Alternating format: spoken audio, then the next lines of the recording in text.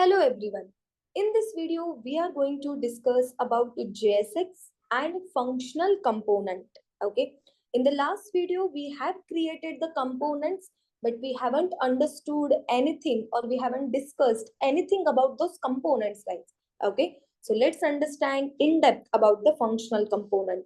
So in React, we have seen your complete UI will be divided into different components. For example, you will be having navbar component, header component, footer component, article components. So it depends on us. The smallest reusable part of the UI, that is what we call it as a components. So in React.js, components can be created in two different ways. First is functional component, means you can use the functions to create the component. We call it as a functional component. Okay. And the second way to create the component is class-based component. So if you are planning to attend any interview based on React.js, the first question most of the times the interviewer will target is components. Tell me the two different ways of creating the components. So what are the two different ways? First is functional component, in which we will be using the function, and second one is the class-based component. Okay. So functional based component is widely used way of creating the components, not class based. But still, we will be learning both the ways of creating the components, guys. Okay. So let's start with the functional component. So components are nothing but a function only. So I'm going to write it here. Function. What name you want for your component? Let's say the component name I want button, because this we already have created in the last video. Okay. So each function will return JSX code. That function is returning JSX code. That's why that function will become React component, guys. What I mean is return. What this function is returning, I will tell return. Inside this, I will write HTML code, guys. I will write it here simply, not hello. This is button, correct? So one button we will create over here, button. On this, we will write click. And this is the closing of button. Okay. Okay, understood. After that, we will close this return statement. We will close the component. Now in this, you need to understand what is JSX, because React components always returns JSX, guys. JSX means JavaScript XML, in which we can write HTML-like code inside our JavaScript. If you have checked carefully, this particular code, whatever I have typed here, is this a JavaScript code? No, because I have written HTML code also over here, right? So is this HTML code? No. So you cannot save these files with the extension .html, because this is not HTML code, pure HTML code. You cannot save this file with the name .js, because this is not pure JS code, guys. Then which type of code it is? It is JSX code. So we are going to save this file with the extension .jsx. What is the function name? Button. So the file name also we will give it as button. So this is your button.jsx. So internally, it will create one component like this button. We will represent the final components like this. Okay. So button is one component. Component means what? How to create the component. In functional component, if your function is returning HTML, okay, then we call it as functional component. This is not only HTML, guys. We should actually call it as a JSX. If your function is returning JSX, then we call it as a functional component. Okay. So one more example I will take here. Don't execute practically anything. We will execute it later, guys. Okay. So now consider this is a function. By default, you got one app component, right? So this is app component. Okay. Inside this, I'm going to declare one variable. Either of the keyword is must while declaring the variable, var, let or const. So I'm going to use let Then I will write a name is equal to, I will write the name over here as Priya. Okay. Next, that's all. So now what this function will return, that return statement I'm going to write here, return. Okay. Inside this, we have to give our HTML code, whatever we want to return on the front end, guys. Okay. So I'm going to write here, inside H1, I will write hello, comma, the value of variable name I want here. So the value, if you want to use inside your HTML, just use curly brackets like this. And this is the closing of your H1 tag, closing of your return statement, closing of your function app. That's all, guys. So this is your app component. How we will represent the app component? Like this. This is my app component. Like this we will represent. So if we tell to the browser, render our app component, then how your browser will display the output? Like this. Everyone check here. First it will display hello. Okay. So what is the value of variable name? It is Priya, right? So that Priya will be displayed over here. So it will display hello, comma, value of variable name is Priya. So this is your output. So your function is returning what? Is it returning pure HTML code? No. Is it returning pure only JS code? No. It is returning a mixture of HTML and JS. That's why we call it as JSX. So the function which is returning JSX, that is what we call it as functional component. So your app is class-based component or function-based component? Your app is function-based component. I hope I'm clear with this. Okay. So now let's type the code and let's check whether we are getting the same output or not. But before that, one more example I will take, guys. Wait for it. Look here. Again, I will take the example of app component only. Let's say this is your function. The function name will be app. Okay. Inside this app, I'm going to declare the same variable, let name. And I will initialize this name with the value Priya. Okay. Next, I will initialize one more variable. Let's say it is age. And we will initialize it with 23. Okay. Now inside this, we will return the JSX return. Okay. What to return?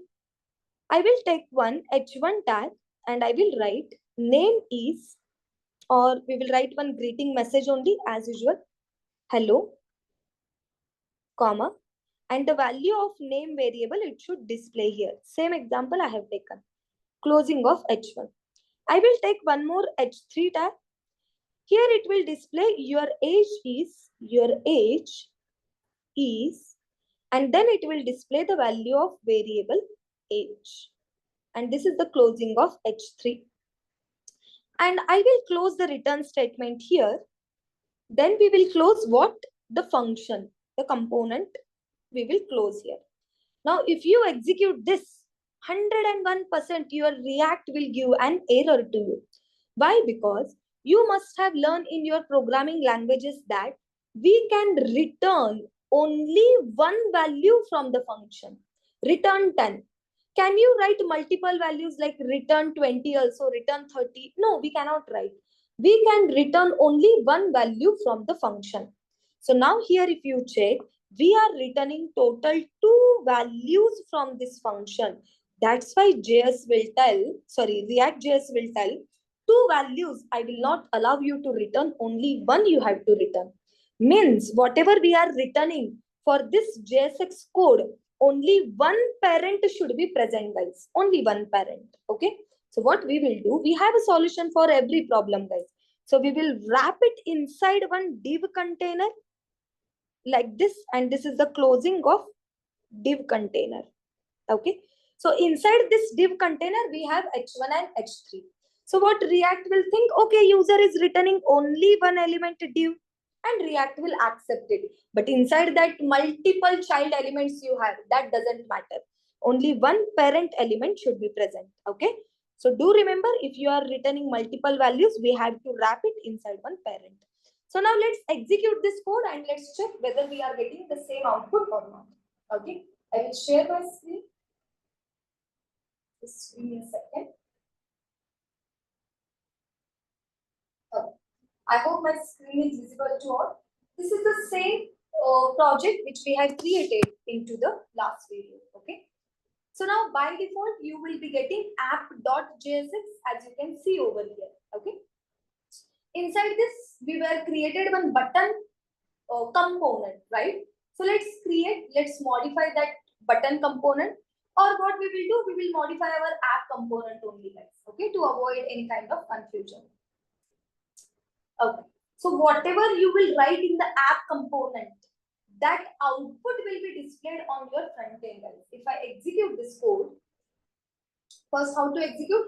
Change the directory to your project name my app, then npm run development server. So the project is running over here. If I follow the link, this is the output I am getting as of now. Okay. So if I remove this button component from here, on front end also that component will be removed. I will remove the button component.